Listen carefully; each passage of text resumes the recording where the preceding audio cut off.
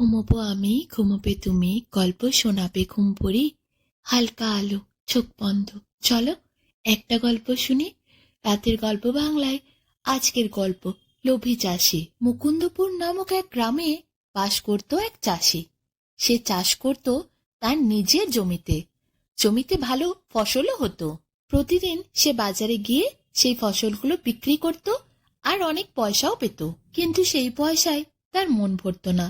একদিন সে বাড়িতে একটু আনমনা হয়ে বসেছিল। তার বউ তাকে প্রশ্ন করল, কি হলো, কি ভাবছো তুমি? সে বলল, আমার জমিতে যে পরিমাণ ফসল হয় তাতে আমি সন্তুষ্ট নই। আমার আরো বেশি টাকা চাই। তাই আমি ঠিক করেছি শহর থেকে নানা রকম রাসায়নিক পদার্থ এনে এরপর জমিতে দেব।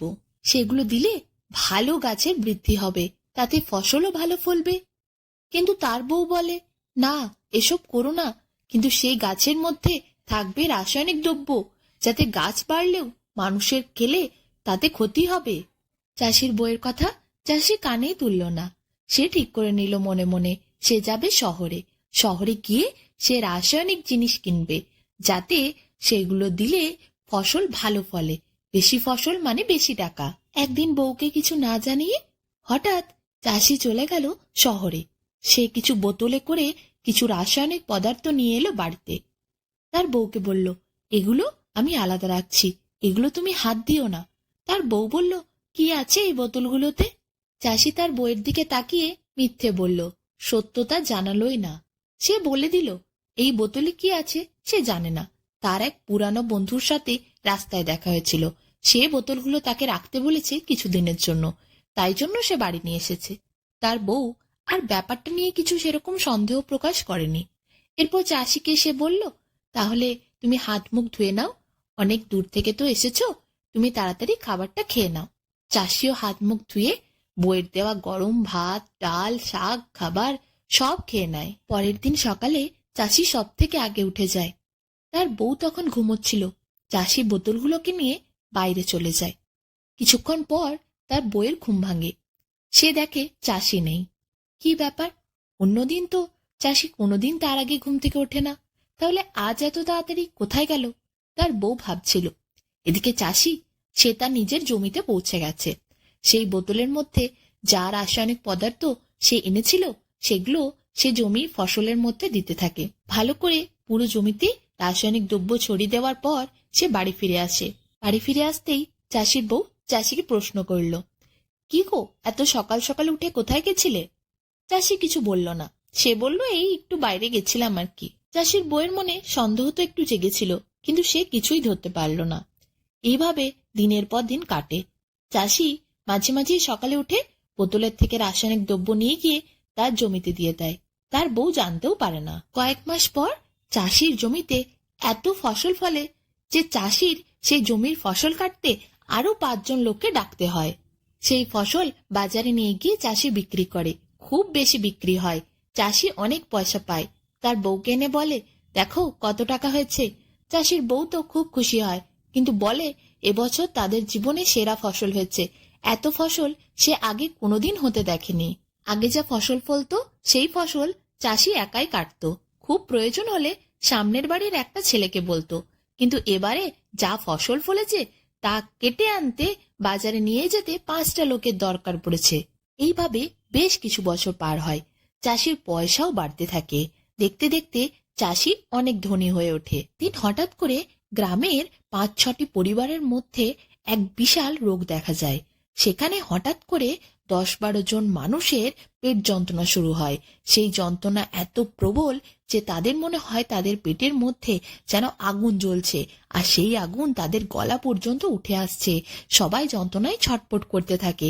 গ্রামের জমিদার সে খবর পেয়েই সেখানে ছুটে আসে। এরপর তাদের জন্য চিকিৎসার ব্যবস্থা করা হয়। বিভিন্ন চিকিৎসকরা আসে সেখানে চিকিৎসা করার জন্য। চিকিৎসকরা জানিয়ে দেয় এদের খাবারের মধ্যে এমন কিছু জিনিস ছিল যার জন্য এই অবস্থা হয়েছে। জমিদারের লোকজন এরপর লেগে পড়ে তাদের খাবারের বিষয়ে তদন্ত করার জন্য।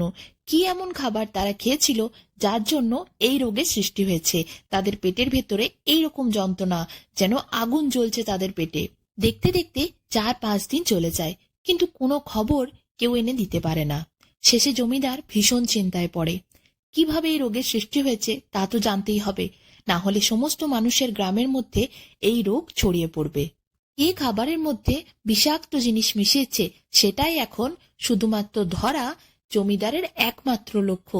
জমিদার তার কিছু সৈনিকদের ডেকে বলে গ্রামের প্রতিটি ঘরের ওপর লক্ষ্য রাখতে, কাউকে যদি সন্দেহজনক মনে হয় তাহলেই যেন তাকে এসে খবর দেয়া হয়। এরপর গ্রামে কড়া পাহারা বসানো হয়, কড়া নজরের মধ্যে রাখা হয় সবাইকে।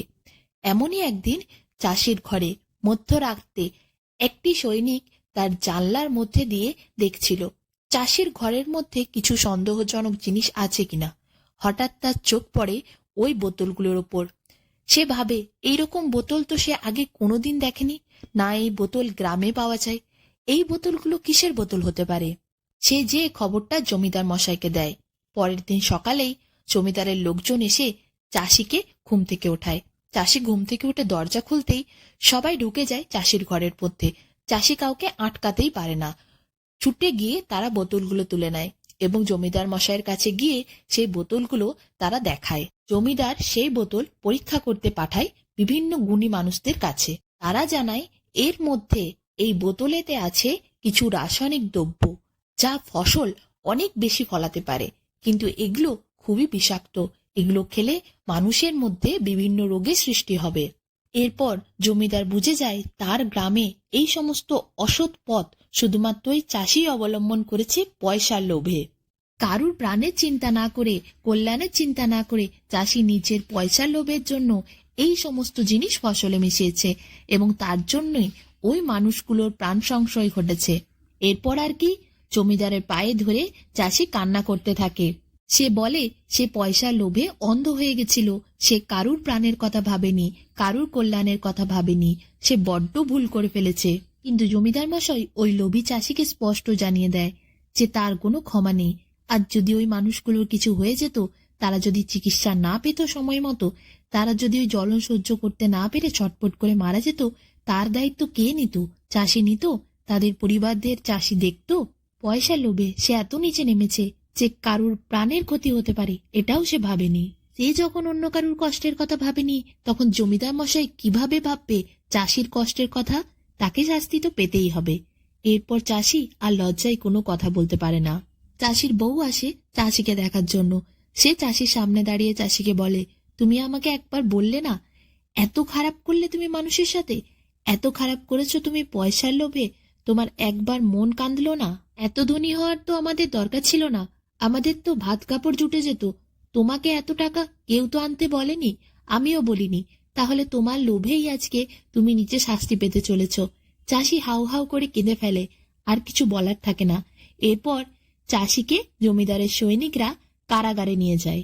বেশ কিছু বছর কারাগারে থেকে শাস্তি ভোগ করতে হয় চাষিকে। এইভাবেই লোভী চাষির শাস্তি হয়।